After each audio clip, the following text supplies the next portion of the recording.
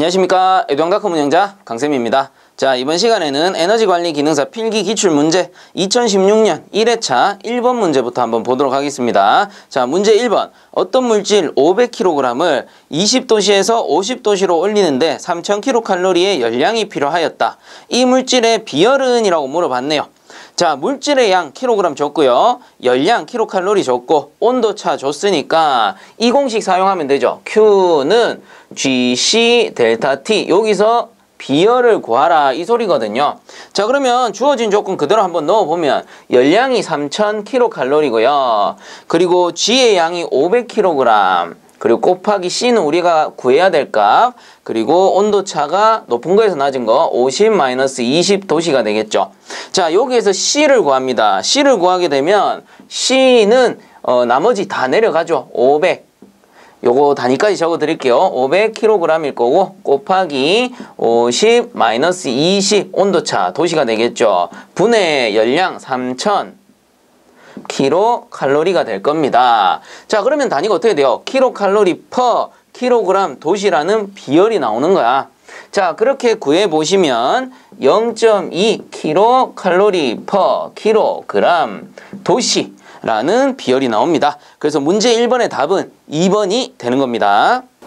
자, 그다음 2번 문제. 유리용 온수 보일러에서 버너가 정지하고 리셋 버튼이 돌출하는 경우는? 이라고 돼 있는데요. 일단 답은 3번입니다. 오일 배관 내의 공기가 빠지지 않고 있다라고 돼 있죠. 자, 그래서 요거는 일단 해설에 한번 보면 그 해설에서도 세 번째 거 봅니다. 오일 배관 내의 공기 체류 시 불완전 분무로 인한 실화가 발생되며 화형 검출기에 의해 전자변이 작동해 버너가 정지하고 리셋 버튼이 돌출된다라고 돼 있죠. 그래서 이게 어떤 상황이냐 하면은 쉽게 말하면 연소실 내부에 뭔가 이상현상이 발생한 겁니다. 그래서 연소실 내부에 이상현상이 발생해서 연소 도중에 불이 꺼지는 거야. 실화가 발생한 거지. 실화가 발생했으니까 화형 검출기에서 요 상황을 검출해서 내부에 이상이 생겼으니 전자밸브를 잠그겠죠. 전자밸브를 잠금과 동시에 리셋 버튼이 돌출이 되는 겁니다. 그럼 리셋 버튼이 왜 돌출되느냐?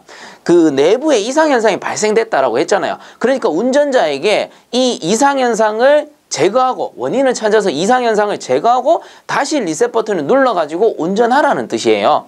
자, 그렇기 때문에 이 문제에서 유리용 온수 보일러에서 버너가 정지하고 리셋 버튼이 돌출되었다라는 거는 현재 뭔가 이상이 발생했다는 거지. 어디? 연료계통, 연소계통에 뭔가 이상이 발생한 거예요. 그래서 답이 3번이 되는 겁니다. 오일 배관 내에 공기가 빠지지 않고 있다. 이렇게 되면 어떻게 돼? 오일이 제대로 분무가 되지 않으니 계속해서 실화가 발생하는 겁니다. 그렇기 때문에 리셋 버튼은 돌출된 상태를 유지하고 있는 거겠죠.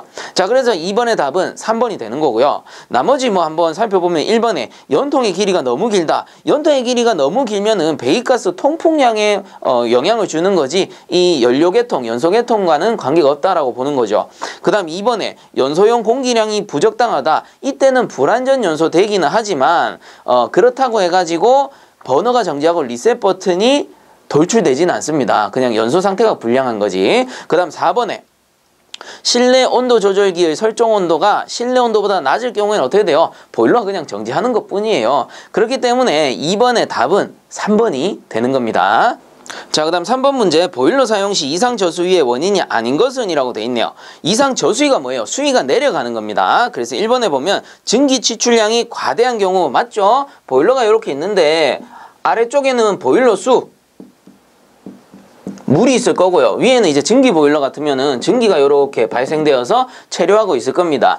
이때 증기의 치출량이 너무 많을 경우에는 어떻게 돼요? 급수량보다 치출량이 너무 크면은 당연히 수위가 쭉 떨어지는 저수위 사고로 이어질 수가 있겠죠. 그래서 1번 맞고, 그 다음 2번에 보일러 연결부에서 누출이 발생되었다. 그래서 연결부에서 뭐 누출이 되는 경우 이렇게 환수관이 설치되어 있는데 이 뒤에 밸브에 누설이 발생했다. 그러면은 수위가 이렇게 쭉 빠지니까 수위가 줄어들겠죠. 그래서 2번도 맞고, 그 다음 3번에 급수장치가 증발 능력에 비해 과소한 경우, 이것도 맞아요. 증발시키는 양보다 급수의 양이 적은 경우잖아. 그러니까 증발되어서 나가는 양이 많고 급수량은 부족하니까 당연히 저수위로 이어질 수가 있는 거죠. 그래서 1, 2, 3번은 다 맞고, 4번에 보시면 급수 탱크 내에 급수량이 많은 경우, 이건 어때요? 오히려 고수위의 원인은 될 수 있지만 저수위의 원인은 될 수가 없는 겁니다. 급수량이 많으니까. 자, 그래서 3번에 저수위의 원인이 아닌 것은 4번이 되겠네요. 자, 그다음 4번 보겠습니다. 연소가스 성분 중 인체에 미치는 독성이 가장 적은 것은 이라고 했네요. 자, 여기서 독성이 가장 적은 건 3번 CO2 가스입니다. 요걸 탄산가스라고도 하고 이산화탄소라고도 하는데 일단 독성이 가장 적은 건 3번 탄산가스예요. 자, 그러면 나머지 SO2, NO2, 그리고 CO, CO2 이렇게 되어 있는데 요 녀석 같은 경우는 아황산가스, 그리고 다른 말로는 이산화 황이라고도 하고요. 자, 그리고 요 녀석은 이산화 질소라고 부릅니다. 그 요 녀석은 일산화 탄소, 그리고 요 녀석은 이산화 탄소 혹은 뭐 탄산가스 요렇게 부르죠. 자, 이때 얘들 두 가지는 기본적으로 독성가스이기 때문에 독성이 없다고 볼 수 없죠. 그래서 얘들 두 개는 일단 독성이 심한 편에 속하고요. 그럼 이제 헷갈릴 수 있는 게 일산화탄소와 이산화탄소인데, 자, 여기에서 이 이산화탄소는 우리가 흔히 완전가스라고 해요. 자, 그게 무슨 말이냐면은 옛날에 80년대 보일러 사고 같은 경우 있죠. 요즘에도 뭐 이제 가끔 보면은 이 보일러 질식 사고가 일어나는데 우리가 그 온수 보일러 켜놓고 잠들면은 가끔 보면 질식 사고가 일어납니다. 그게 왜 그러냐 하면은 질식 원인이 요런 겁니다. 요렇게 이제 실이 있을 때 밀폐된 공간이 요렇게 있다라고 칩시다. 그러면 보일러실이 밖에 있고 연도가 밖에 있으면은 괜찮아요. 근데 간혹 보면은 건물 내부에 보일러가 설치가 되어 있고요. 물론 칸막이가 되어 있을지 모르지만 여기에 또 연도가 설치가 되어 있습니다. 근데 연도 틈새에서 이제 가스가 샌다라고 봅시다. 가스가 새게 되면은 요 일산화탄소가 발생이 돼요. 일산화탄소는 얘는 완전가스라고 했고 얘는 불완전가스거든. 그래서 CO가 일산화탄소가 실내로 들어가게 되면 어떻게 되냐면 얘가 완전화하려고 완전가스가 되려고 어떻게 하냐, 실내에 있는 O2 산소 있죠. 산소를 쭉 빨아당겨요. 그래서 얘가 이 산소를 흡수해 가지고 CO2 가스로 변한단 말이야. 완전화하려고. 그러다 보니까 실내 밀폐된 공간 실내에 뭐가 줄어들어? 산소량이 줄어드는 거예요. 그래서 CO2의 질식이 되는 게 아니고 CO2가 이산화탄소로 변하면서 주변의 산소를 훔쳐가니까 우리가 들이마실 수 있는 산소량이 어떻게 돼? 감소하면서 질식사고로 이어지는 겁니다. 자, 그렇기 때문에 당연히 요거랑 요거랑 뭐가 독성이 심하노 하면은 당연히 일산화탄소가 독성이 심한 거죠. 얘는 완전화했기 때문에 산소를 빨아당길 이유가 없는 거예요. 자, 그래서 요 4번 문제 같은 경우는 답이 3번 CO2 가스. 그래서 요 녀석이 독성이 가장 적다라고 보는 겁니다. 자, 그 다음 넘어가겠습니다. 자, 그 다음 5번 문제 제어장치에서 인터록이란 답은 2번이죠. 구비 조건에 맞지 않을 때 작동을 정지시키는 것. 그래서 인터록 장치라는 거는 쉽게 얘기하면 일종의 안전장치라고 했습니다. 가장 예로 들기 좋은 게 프레스였죠. 프레스 기계가 있으면 프레스 뭐 하는 거예요? 쇳덩어리를 이렇게 밀어 넣으면은 요게 내려오면서 프레스가 내려오면서 쇳덩어리를 누른다거나 혹은 요렇게 내려오면서 쇳덩어리를 자를 수가 있습니다. 물론 자르는 거를 전단기라고 부르기도 하죠. 자, 이때 뭐 전단기든 프레스든 중요하지 않고요. 이 쇳덩어리를 밀어 넣는 작업, 이건 누가 해? 사람이 손으로 이렇게 밀어 넣는단 말이야. 자, 그래서 사람이 손으로 밀어 넣은 상태에서 프레스가 내려와 버리면 어떻게 돼요? 사고 나는 거죠. 자, 그렇기 때문에 이 양쪽에다가 레이저 포인트, 센서죠. 일종의 센서를 딱 설치해 놓으면 레이저가 왔다 갔다 하면서 이게 신호를 보낸단 말이에요. 이 상태에서 손을 탁 밀어 넣게 되면 레이저가 중간에 어떻게 돼? 탁 끊어지잖아. 센서가 딱 끊어진단 말이야. 그러면 손이 들어왔다.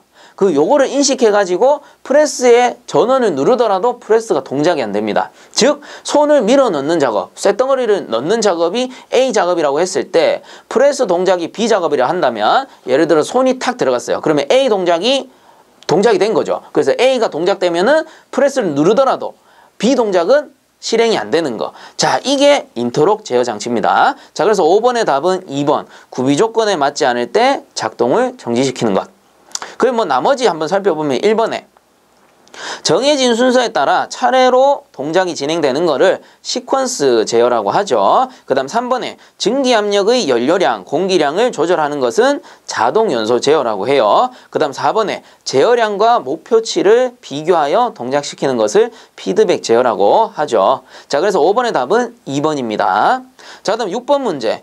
보일러 드럼 없이 초인계 압력 이상에서 고압 증기를 발생시키는 보일러는 드럼이 없다. 관으로만 되어 있다. 관류 보일러죠. 그래서 답은 2번입니다.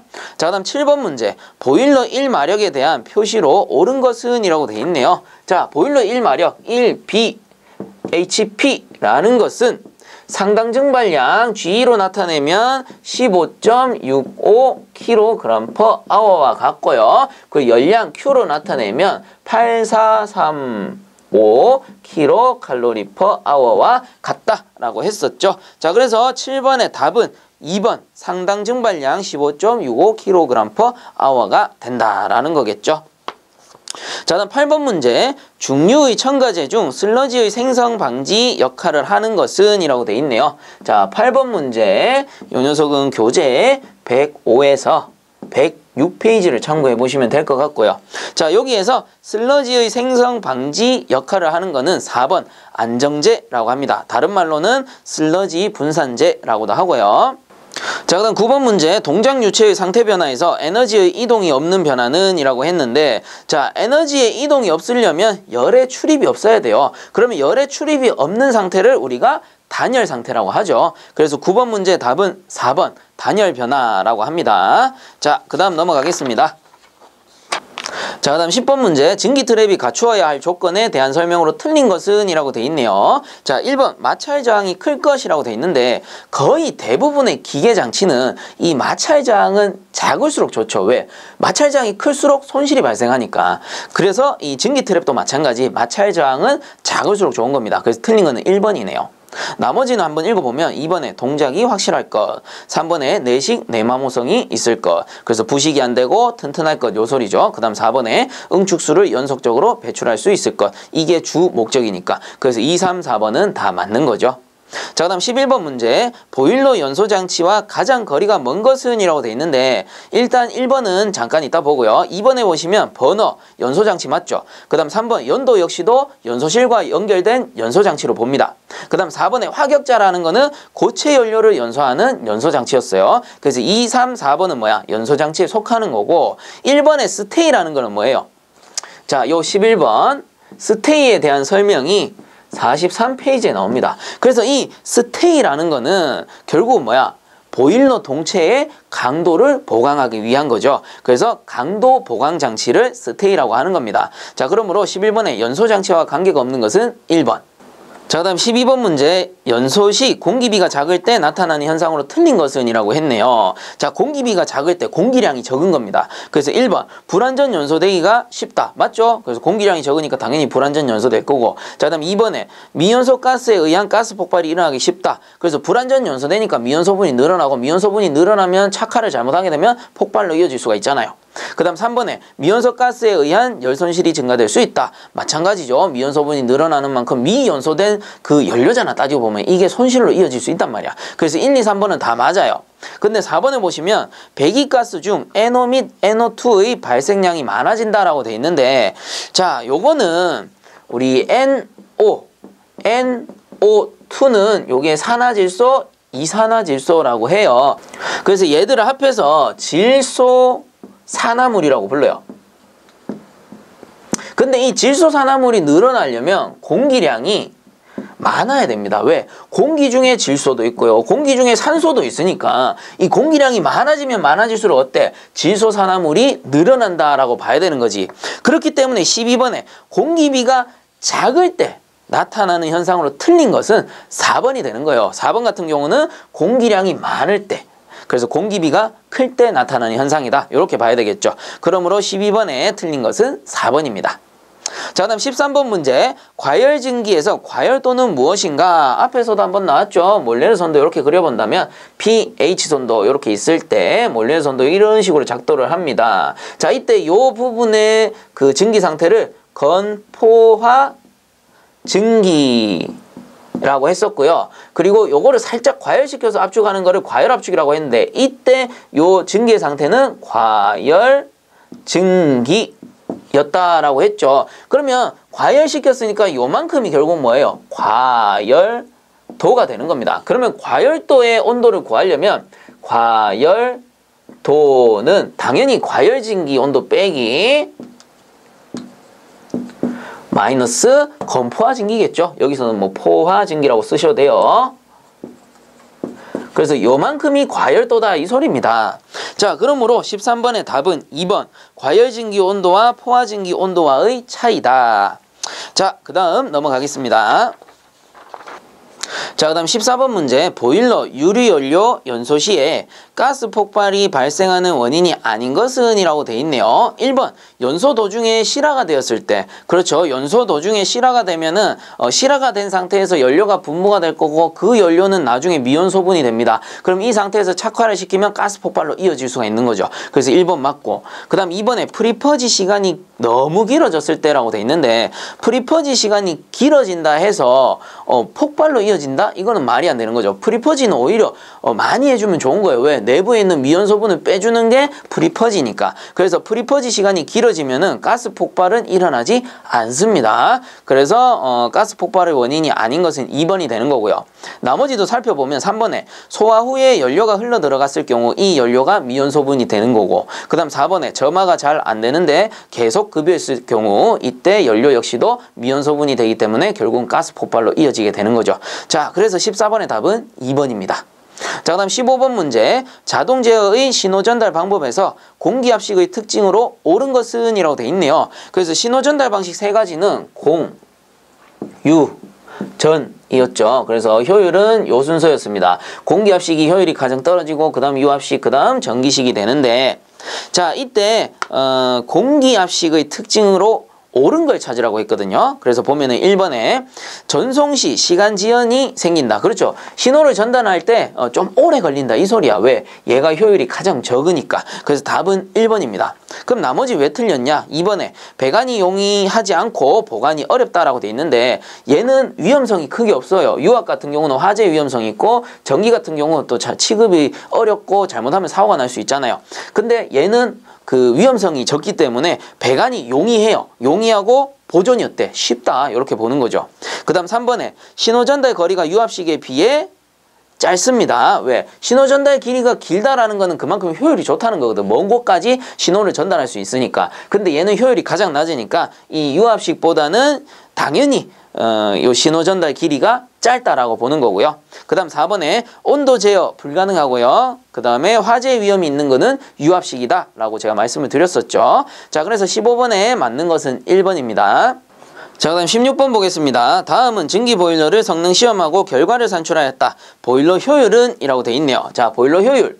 이타는 GFHL 분의 G에 H2-H-로 푼다라고 했었죠. 자, 그대로 넣습니다. GF가 연료의 양이죠. 373.9 곱하기 저희 발열량은 10500 분의 증발량은 5120 곱하기 증기 엔탈피 663.8 빼기 급수 엔탈피는 온도랑 같다라고 했죠. 그래서 12.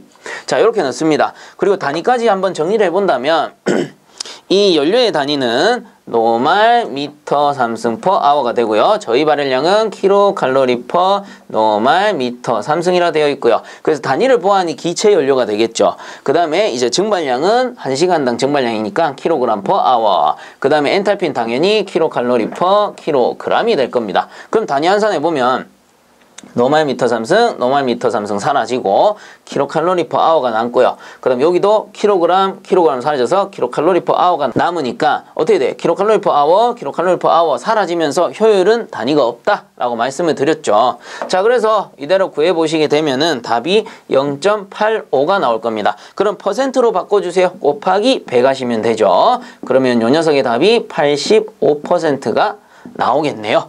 자, 그래서 16번의 답은 4번이 되겠습니다.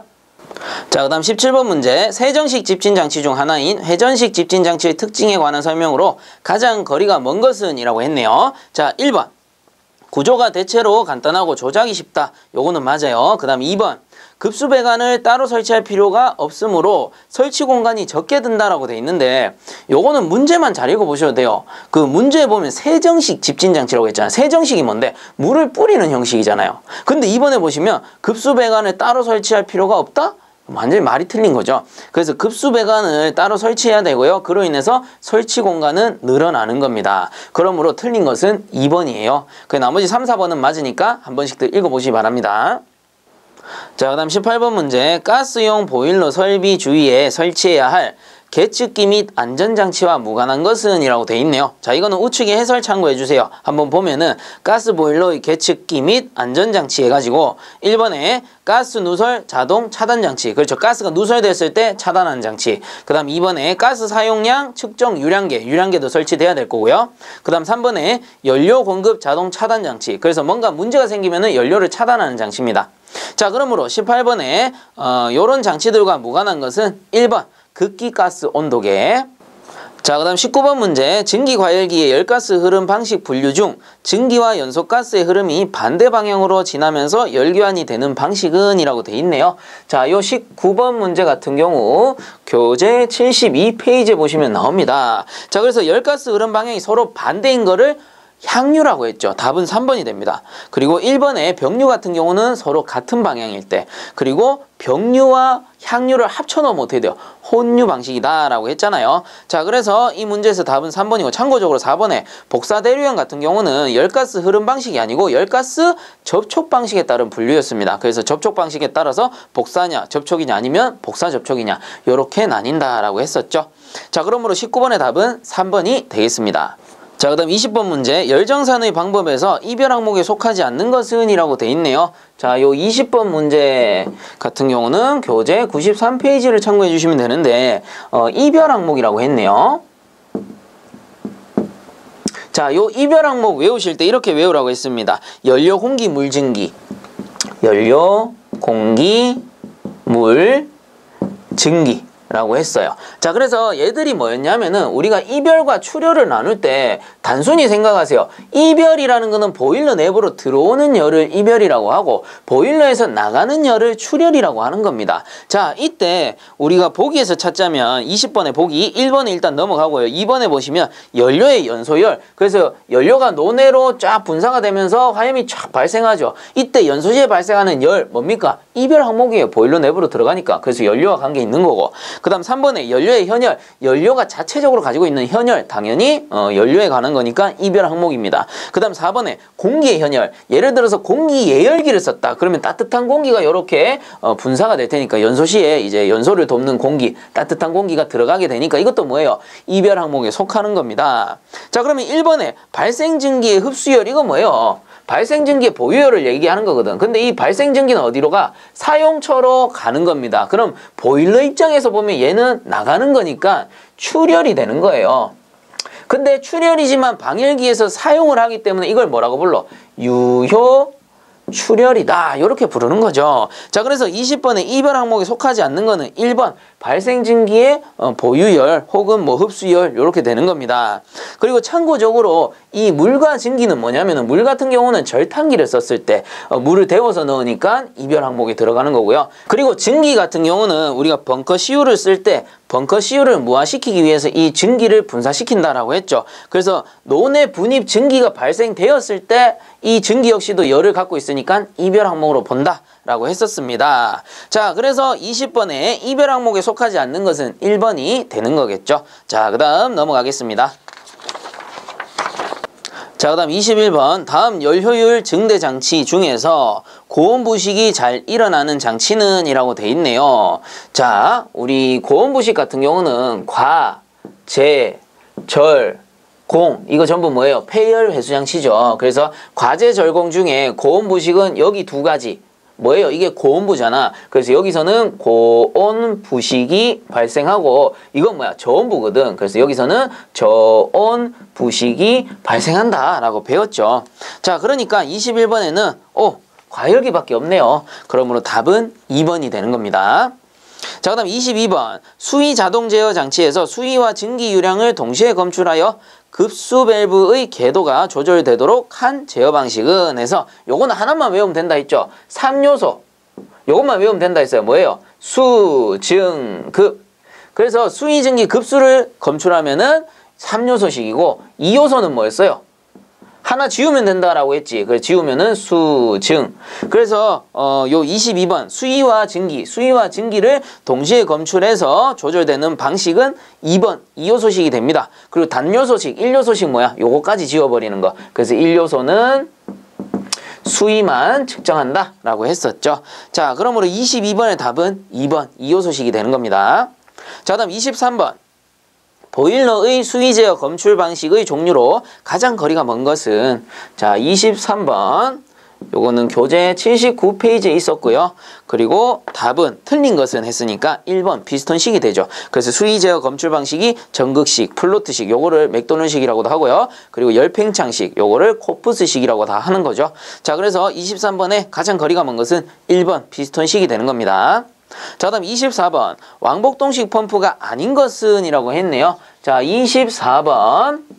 교재 60페이지를 보시면 되고요. 그리고 암기법은 people, 다, where. 그래서 피스톤, 플런저, 다이어프램, 웨어 펌프가 됐었습니다. 왕복동식이죠. 그래서 24번에 왕복 펌프가 아닌 것은 3번 터빈 펌프가 되고요. 터빈 펌프는 원심식 펌프입니다. 그래서 원심식 펌프는 터빈 펌프, 안내 날개가 있는 거고요. 안내 날개가 없으면은 볼류트 펌프라고 하는 거겠죠. 자, 그러므로 24번에 틀린 것은 3번.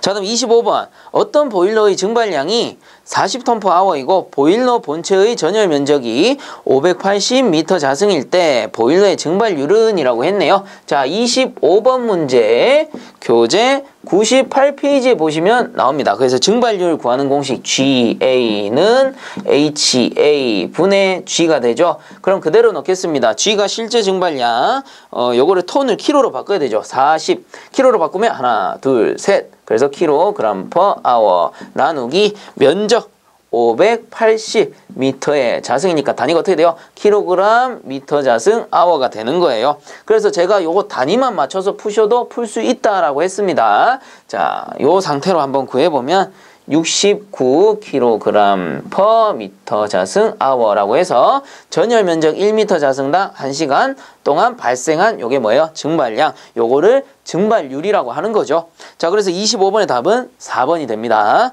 자, 그 다음 넘어가겠습니다. 자, 그다음 26번. 일반적으로 보일러의 상용 수위는 수면계의 어느 위치와 일치시키는가? 뭐 다들 알지만 다시 적어드릴게요. 26번은 교재 56페이지에 나옵니다. 그래서 수면계 가운데 어디? 2분의 1 위치. 답은 3번이 되겠죠. 자, 다음 27번. 자연 통풍 방식의 통풍력이 증가되는 경우가 아닌 것은, 야, 이제는 이거 틀리면 좀 골치 아파요. 그래서 1번. 연도의 높이가 낮은 경우라고 돼 있는데 어떻게 해야 돼요? 보일러가 이렇게 있으면 연소실이고 연도와 연돌이 있다면 이 연돌의 높이는 높을수록 통풍력이 증가된다라고 했잖아요. 그래서 틀린 거는 1번이 됩니다. 나머지 연돌의 단면적이 클수록 통풍이 잘 되고요. 그 다음에 연도의 굴곡수가 적을수록, 여기가 이제 꺾인 부분이 적을수록 당연히 통풍이 잘 되겠지. 그 다음에 배기가스의 온도가 높을수록 밀도차가 커지니까 통풍량이 늘어나는 겁니다. 자, 그래서 27번에 틀린 것은 1번. 자, 그 다음에 28번. 하트포드 접속법을 사용하는 난방 방식은, 자, 하트포드 접속법은 저압 증기 난방에 사용을 했고요. 그래서 답은 1번인데, 요 하트포드 접속 방식 28번 같은 경우 교재 139페이지 나오는데요. 뭐 간단하게 그려드리면 이렇게 그릴 수 있죠. 이렇게 그려가지고 일반적으로 환수관이 이렇게 아래쪽에 접속이 되어 있다. 그럼 상용 수위가 이 정도라고 칩시다. 이때 환수관 쪽에 있는 밸브라든가 기타 장치에 누설이 발생했어. 그럼 어떻게 돼? 이 수위가 쭉 줄어들겠죠. 쭉 빠지니까. 그러면은 이 수위가 이렇게 쭉 떨어지면서 저수위 사고가 발생한단 말이야. 그래서 이런 저수위 사고를 방지해주기 위해 어떻게 하는 거야? 이 증기 라인은 이런 식으로 설치하고요. 그래서 여기는 이제 증기가 치출되는 거예요. 주증기 라인이야. 그리고 요 한수관을 어떻게 해요? 살짝 올리는 거야. 올려가지고 여기에 요 관을 뭐라 그래? 밸런스관 혹은 균형관이라고 해서 대략적으로 그 표준 수위, 상용 수위의 50mm 밑에 50mm 정도 조금 낮게 요 밸런스관을 설치해서 예를 들어 이 기타 장치에 누설이 발생했어요. 그러면 수위가 어디까지 내려와? 수위가 처음에는 여기 배관이 여기 연결되어 있을 때, 밑에 연결되어 있을 때는 당연히 밑에까지 빠지겠지만 여기 위에 연결되어 있으니까 수위가 떨어져도 요 정도밖에 안 떨어지겠죠. 요 밸런스관까지만. 그래서 이 누설 시 저수위 사고를 막는 게 요 하트포드 접속 방식입니다. 왜 하트포드라고 부르느냐? 요게 어때요? 이렇게 해가지고 하트 모양으로 생겼거든. 그래서 하트포드 접속 방식이 되는 거고, 사용처는 외우세요. 모르겠으면 저압, 증기, 난방에 사용을 하는 겁니다. 자, 그러므로 28번의 답은 1번이 되겠네요. 자, 그다음 29번 절탄기에 대한 설명으로 옳은 것은 2번이겠죠. 보일러의 급수를 예열하는 장치. 그래서 절탄기라는 거를 다른 말로 이코노마이저라고도 부르고요. 요 녀석은 폐열 회수 장치로서 그 급수를 예열하는 장치였죠. 그러니까 답은 2번이고, 나머지 뭐 한번 살펴보면 1번에 연소용 공기를 예열하는 장치는 공기 예열기겠죠. 그 다음 3번에 보일러용 연료를 예열하는 장치는 유예열기일 거고요. 그 다음 4번 연소용 공기와 보일러 급수를 예열하는 장치이다. 이건 뭐 말도 안 되죠. 자, 그러므로 29번의 답은 2번이 되는 거고요. 자, 다음 30번 보일러를 장시간 사용하지 않고 보존하는 방법으로 가장 적당한 것은? 이라고 했네요. 자, 요 30번 같은 경우는 교재 173페이지 내용을 참고하셔도 되고요. 우측에 해설 한번 읽어보면 보일러를 6개월 이상 장기 보존하는 경우 내부에 물을 빼고 건조 후 생석회 등 흡수제를 넣고 밀봉하여 보존한다. 그래서 흡수제를 넣어서 내부의 수분까지 완전히 제거해줘야 된다. 이런 뜻이 되겠죠. 자, 그러므로 30번의 답은 4번이 되는 겁니다. 건조 후 생석회 등을 넣고 밀봉하여 보존한다. 자, 이렇게 해서 이번 시간도 마치도록 하고요. 본 강의가 도움되셨다면 구독과 좋아요 부탁드리겠습니다. 자, 수고들 많이 하셨습니다.